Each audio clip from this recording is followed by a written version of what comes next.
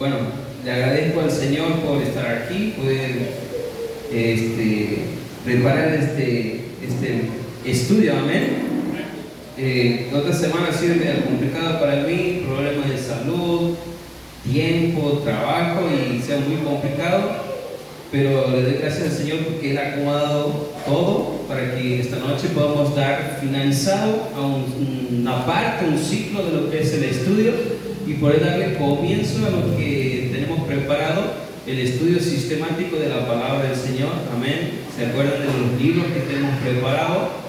Que viene el pastor de Córdoba junto a hermanos para dictarnos ese curso, amén.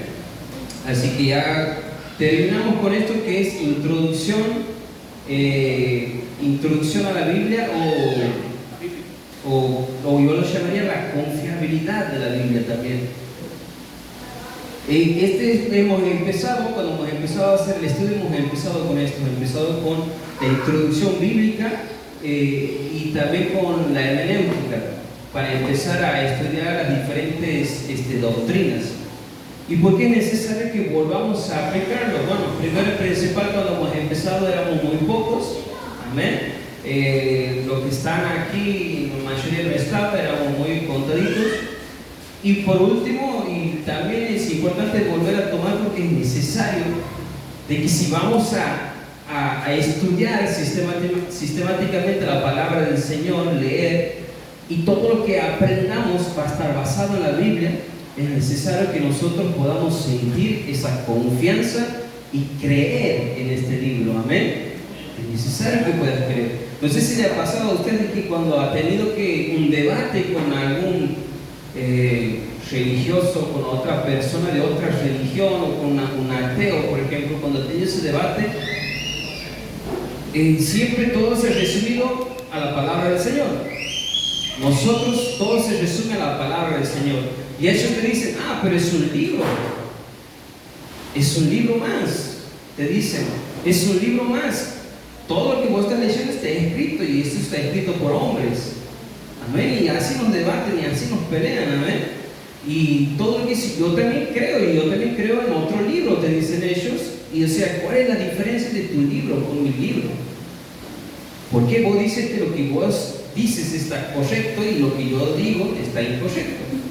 Amén. Entonces, esas dudas tenemos que quitarnos en esta noche, amén. Sentirnos tranquilos y confiados de que lo que nosotros tenemos es la verdad. Amén. Que lo que nosotros hemos aprendido, lo que nosotros vamos a aprender es la verdad, es lo correcto. Que nosotros somos los que vamos llevando la luz, que nosotros somos los que vamos a alumbrar el camino. Amén. Y que los demás van a ser iluminados. Amén. Esa es la necesidad, eso es lo necesario que debemos tener nosotros en esta noche, esa seguridad de la palabra del Señor. Amén. Y vamos a empezar. La palabra Biblia, ¿qué significa Biblia? Amén. La palabra Biblia proviene del griego biblión, que significa libros. Amén. O si no, los libros. Amén. Y básicamente es esto: la Biblia son los libros, un compendio de libros, de 66 libros. Amén. Vayan anotando, capaz que ya no saben. 66 libros, 27 del Nuevo Testamento y 39 en el Antiguo Testamento.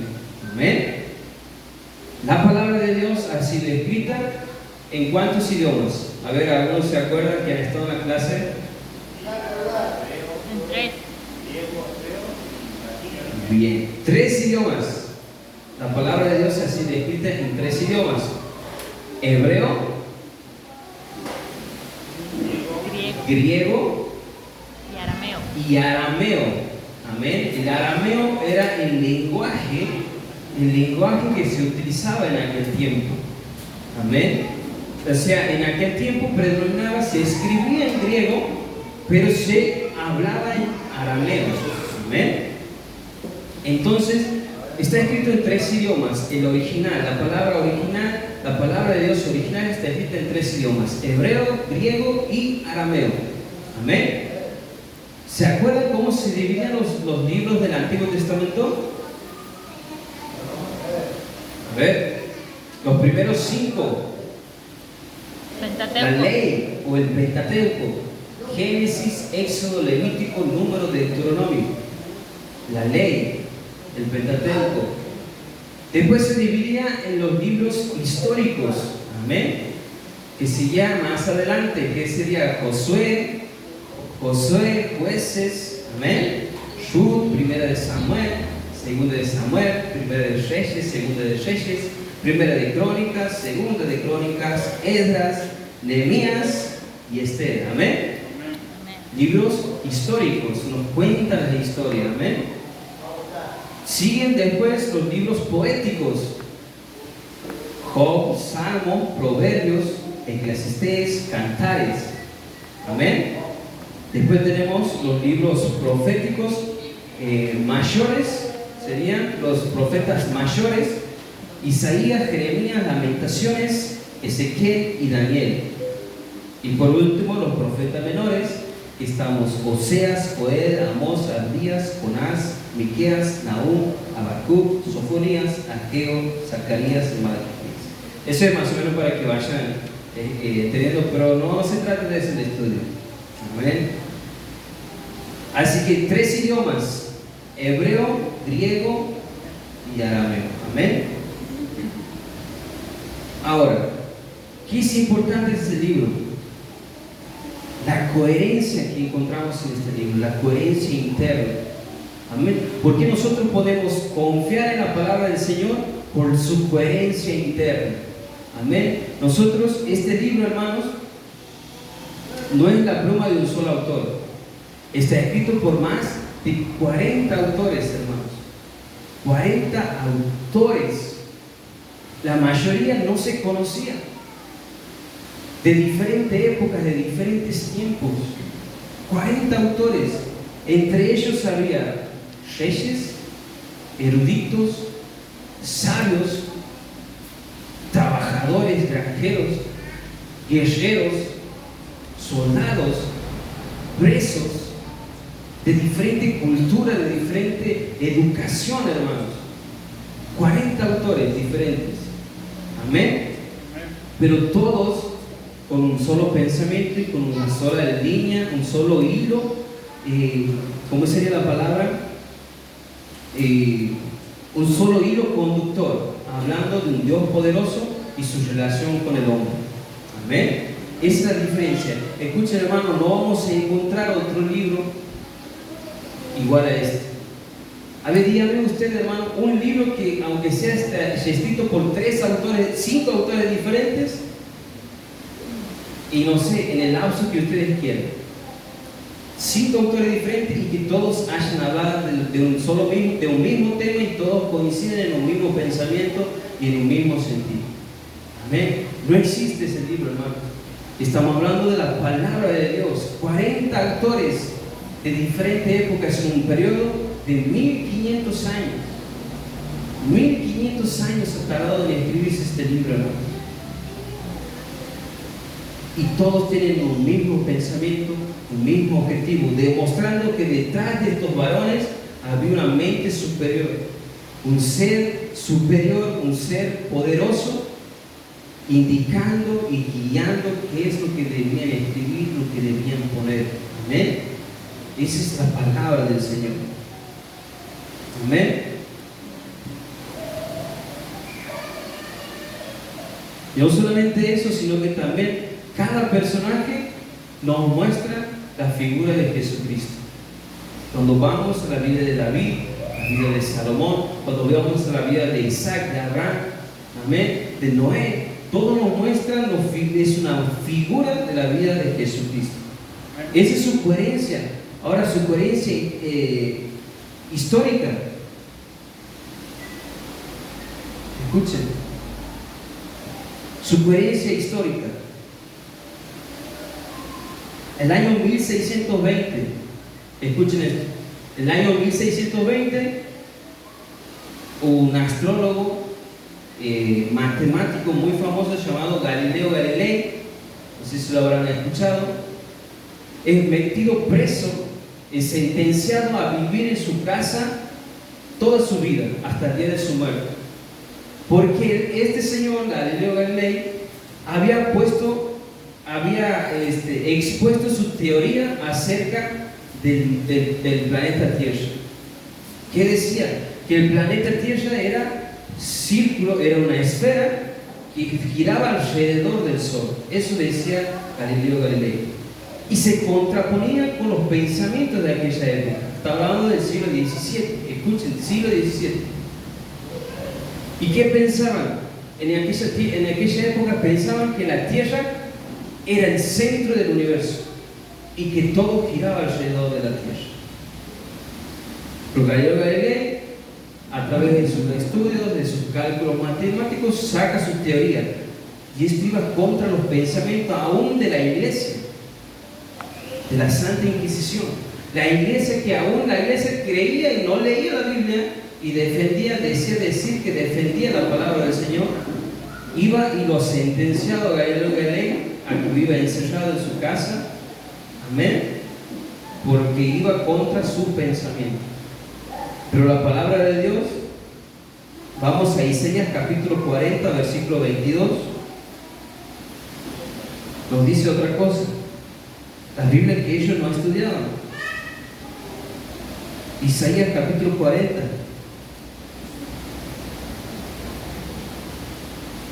Capítulo 40, versículo 22.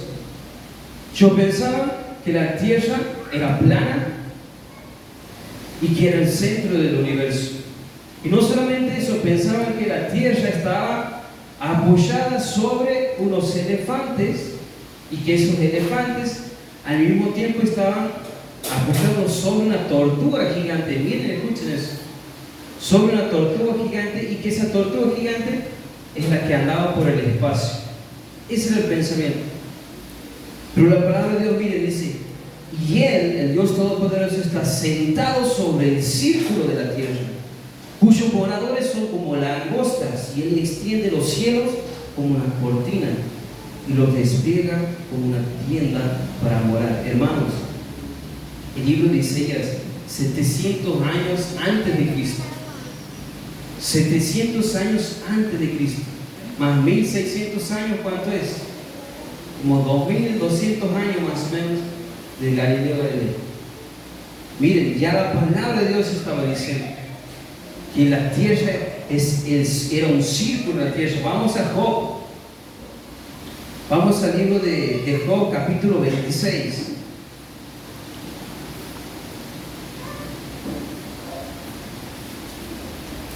Mira, hermano, van a ver que no es cualquier libro. Y eso podemos refutarle a cualquier persona que quiera decirnos: no, vos estás creyendo es un simple libro. No. Job capítulo 26, versículo 7 dice: Él extiende el norte sobre el vacío y cuelga la tierra sobre nada. El vacío, ¿qué es ese vacío? Cero presión atmosférica. O sea, el vacío, la nada. No está sobre una tortuga, no está sobre los elefantes, no está sobre el hombro de Atlas, porque los griegos también pensaban que la tierra estaba sobre el hombro de Atlas, que Atlas cargaba un pedazo de tierra sobre su hombro y iba llevando, y cuando se cansaba cruzaba para el otro hombro y ahí se producían los terremotos. Ese era el pensamiento. Pero la palabra de Dios dice: extiende el norte sobre el vacío y cuelga la tierra sobre nada, hermano. El poder de Dios que cuelga la tierra sobre nada. Amén. Ya, miren, este es el libro de Job, y se calcula que más o menos 2000 años antes de Cristo está escrito este libro. Ya el libro de Job ya estaba diciendo, dándonos detalles acerca de cómo es el mundo. Amén. Así que no es un libro cualquiera. Ahora, año 1580, hermanos, el ser humano comienza a delinear el ciclo del agua. Año 1580. El ser humano comienza a delinear el ciclo, a encontrar el sentido al ciclo del agua. ¿Por qué? Porque el ser humano veía que corrían los ríos, iban y llegaban al mar, y decían y pensaban: en algún momento el mar se va a llenar. Y ese mar nos va a tapar y la tierra y vamos a desaparecer. Eso es lo que pensaban. porque venía el agua y corría y llegaba hasta el mar y desembocaba al mar, y decían y tenían ese pensamiento. Hasta creían que puede ser que el agua subterránea iba y eso hacía que volvía a recorrer y a llenar los ríos y llegaban hacia el mar. Amén. Ese era el ciclo del agua. Pero la palabra de Dios ya lo decía 900 años antes en Eclesiastés capítulo 1 versículo 7. Acompáñame hasta ahí, por favor. En el libro de Eclesiastés capítulo 1 versículo 7. Ven, hermano, que no es un libro cualquiera. Eclesiastés capítulo 1 versículo 7 dice su palabra: los ríos todos van al mar y el mar no se llena. Al lugar de donde los ríos vinieron, allí vuelven para correr de nuevo. Y no solamente ahí, vamos a Job capítulo 36, el ciclo del agua. Job capítulo 36 versículo 27. Él atrae las gotas de las aguas al transformarse el vapor en lluvia, la cual destina las nubes goteando en abundancia sobre los hombres. Hermanos, 2000 años antes, Job ya estaba mostrando el ciclo del agua. El ciclo del agua. Ahora, mire, estamos hablando en el siglo XVI, hace 500 años. Hace 500 años. El ser humano ha empezado a delinear y a encontrar el ciclo del agua. Y la palabra de Dios ya lo decía 3000 años antes. Amén. Ahora, escuchen, en mayo de 1948 se cumple una de las tantas profecías de Isaías capítulo 43. Vamos ahí. Isaías capítulo 43.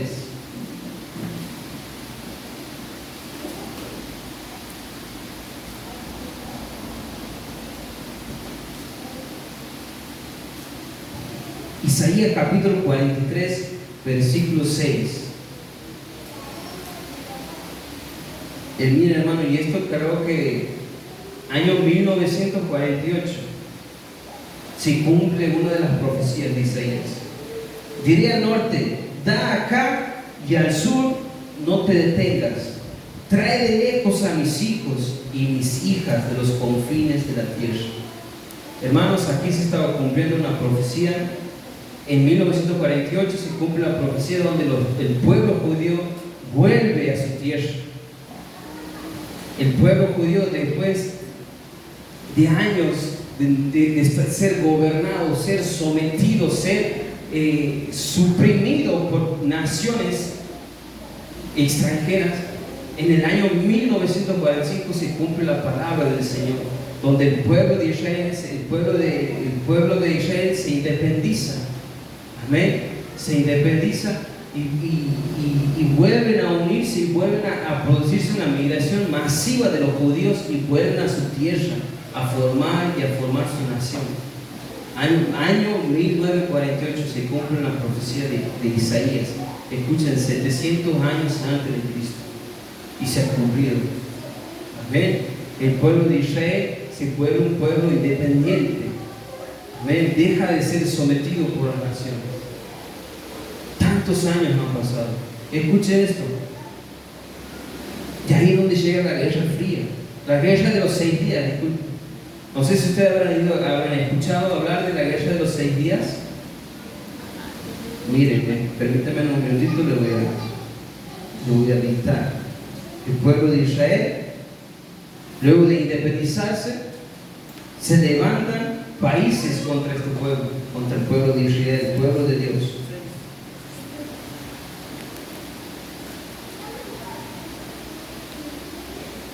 Escuche, el pueblo de Israel, y esto está, no está aquí en la Biblia, ¿no?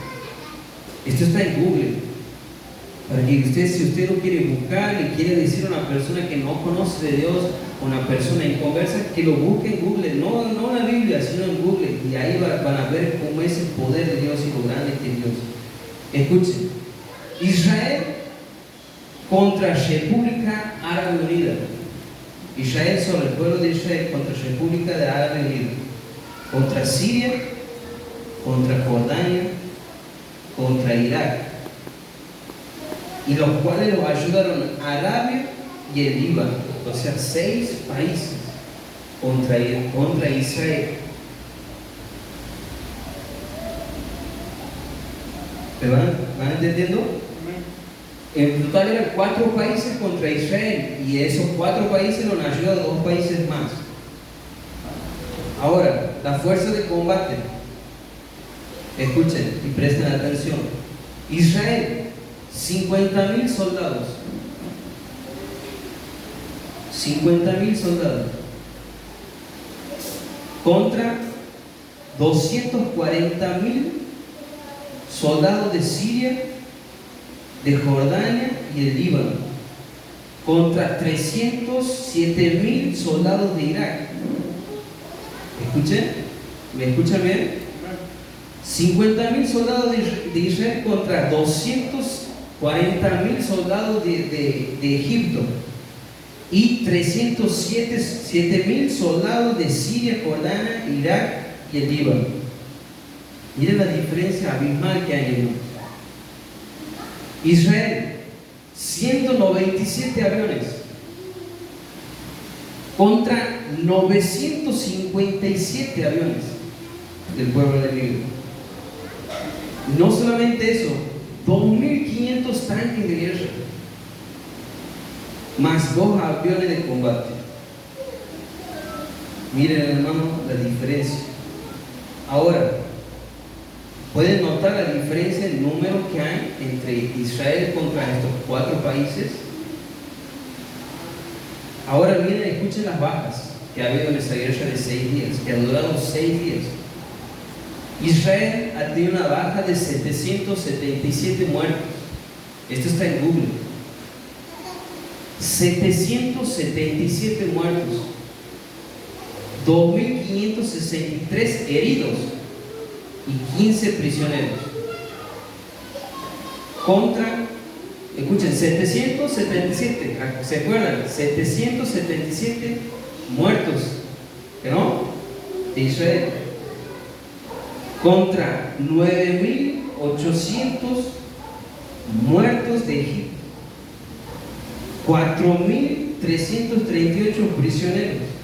45.000 heridos del equipo contrario. Miren, hermano, la diferencia. Un pueblo pequeño contra 4 países. ¿Notan la diferencia? Escuchen, es en Egipto, ¿no? Todavía quedan otros países. Jordania, 697 muertos, 2.500 heridos, 533 prisioneros. Siria, 1.000 a 2.500 muertos, 300 a 600 prisioneros. Irak, 10 muertos, 30 heridos. Y el Líbano, un avión de combate derribado.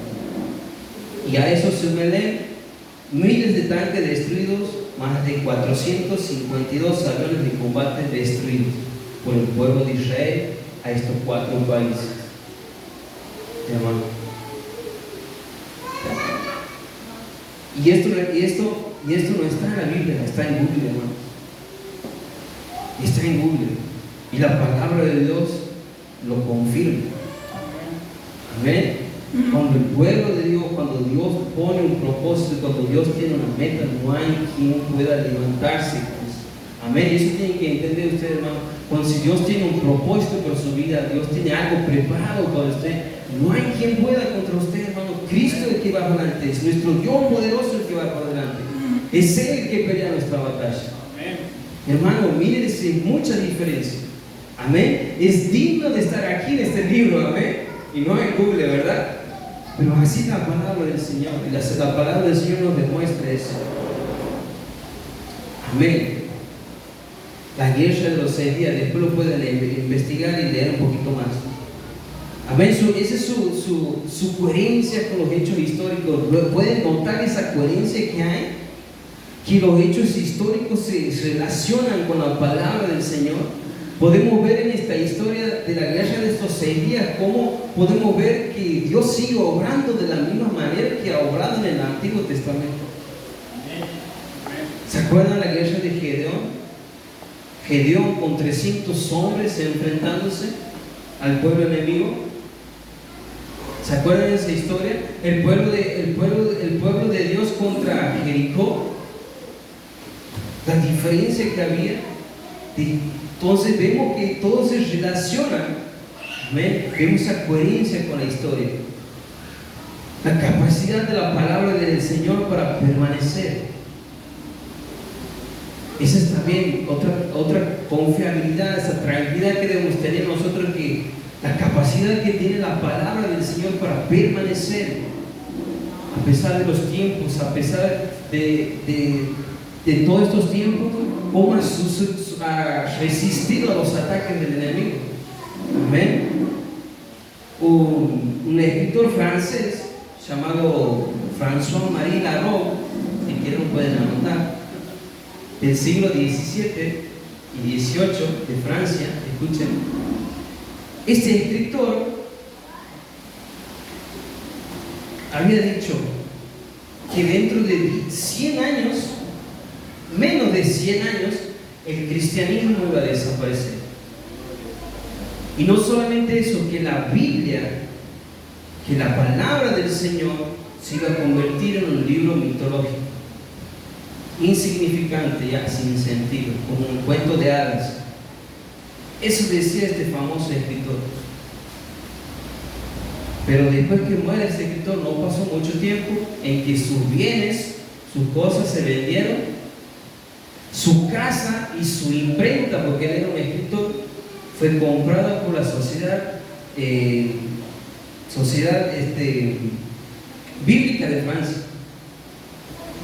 La casa y la imprenta fue comprada por la Sociedad Bíblica de Francia, y en la casa de este señor se empezaron a imprimir libros de la palabra del Señor, y fue el punto importante para Europa en aquel tiempo, para que la palabra de Dios pueda ser esparcida y esparcida en Europa, en esa región. Amén. En ese hombre que decía que la palabra del Señor iba a desaparecer. Es más, y él decía que su libro se iba a conocer en todo el mundo. ¿Cuántos lo conocen a ese François? Ninguno, ¿verdad? Pero todos conocemos la palabra del Señor. Todos hemos conocido la palabra del Señor. Por más, aunque sea, la tenemos la Biblia guardada ahí, pero tenemos una Biblia en la casa. Es así, amén. La palabra de Dios ha permanecido y sigue permaneciendo. Es el primer libro impreso en el mundo. Ha sido el primer libro impreso en el mundo. Es el libro más leído por la humanidad. Es el libro más traducido en toda la humanidad. Es la palabra del Señor. El más vendido es la palabra del Señor. Pero también el más criticado, el más atacado, también el más criticado. ¿Ven? Pero la palabra de Dios permanece firme, intachable, mostrando luz, trayendo luz para la humanidad, generación tras generación, trayendo claridad y mostrando que esta es la palabra de verdad. Y en esto es lo que nosotros debemos confiar. Por eso debemos creer, hermanos. Por eso cuando nos paramos y tenemos que debatir, debemos estar tranquilos y confiados, porque esto no es cualquier cosa, hermano. Es un libro poderoso, es un libro sobrenatural, es un libro que trae la verdad, hermano. No es cualquier cosa. No estás afirmado sobre cualquier cosa, estás afirmado sobre la misma palabra de Dios, la esencia de Dios. Amén. En Mateo capítulo 24, versículo 35 dice: cielo y tierra pasarán, mas su palabra no pasará. Amén. Hermanos, la palabra de Dios es así. Debemos tener esa tranquilidad. Y solamente No solamente su coherencia interna, que ya lo hemos visto, es necesaria para que nosotros podamos estar tranquilos y confiados. No solamente tenemos esta coherencia histórica en relación con la historia y el mundo, amén, que la palabra de Dios nos afirma y nos trae tranquilidad. No solamente eso, sino que también el poder transformador que tiene la palabra de Dios.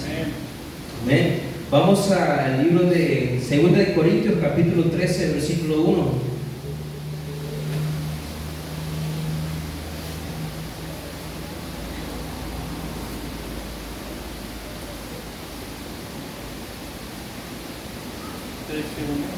Segunda de Corintios 13:1. El apóstol Pablo dice que esta es la tercera vez que voy a vosotros. Por boca de 2 o 3 testigos se decidirá todo asunto.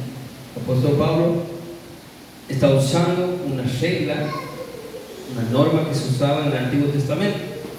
Delante de 2 o 3 testigos se decide todo asunto. ¿Amén? Hermanos, todo lo que nosotros creemos, lo que nosotros tomamos por verdad, está afianzado y está confirmado por 2 o 3 testigos, 2 o más testigos que han dicho: ah, sí, esto es bueno, entonces vos vas y lo compras, ¿verdad? Alguien va escuchando que alguien dice: sí, este teléfono es de buena calidad, yo lo he comprado. Escuchas a otro que dice: sí, yo también lo he comprado de buena calidad. Ah, entonces voy y lo compro, tranquilo, confiado. Amén. Porque de 2 o 3 testigos, amén. La justicia también, delante de 2 o 3 testigos se toman como es verdad, es cierto lo que está sucediendo. Hermano, ¿cuántos testigos tenemos de que las vidas han sido transformadas? Que la palabra de Dios le ha transformado. ¿Tenemos testigos que puedan decir: la palabra de Dios me ha transformado? Cuando yo he venido a la palabra del Señor, yo he leído las Escrituras, yo he venido al camino del Señor, ha cambiado mi vida. ¿Tenemos testigos que puedan afirmar eso? ¿Cuántos tenemos? ¿2? ¿3? Aquí nomás, mira, tenemos. Levanten la mano. ¿Cuántos somos testigos de eso? Miren, aquí nomás. Ahora, por miles de años atrás, millones de personas, millones de personas que atestiguan y declaran que este libro tiene poder. Entonces, no hay duda, hermano. ¿Por qué no dudamos?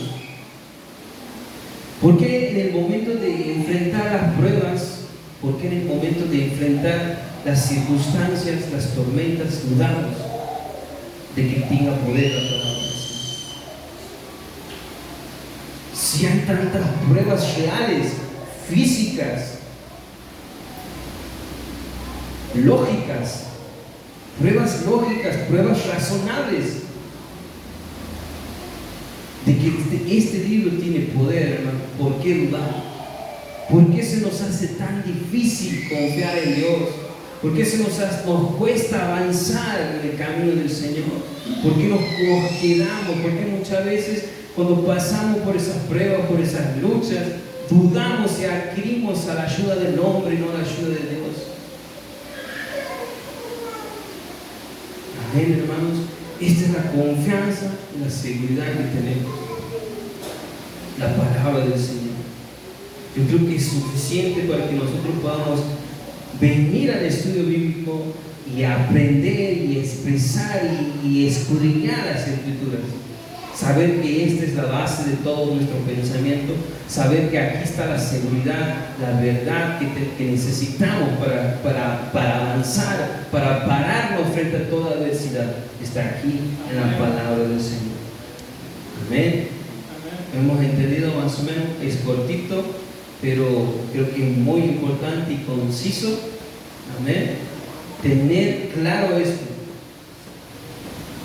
Tenemos que estar seguros y confiados en lo que creemos. Amén. Vamos a ponernos de pie.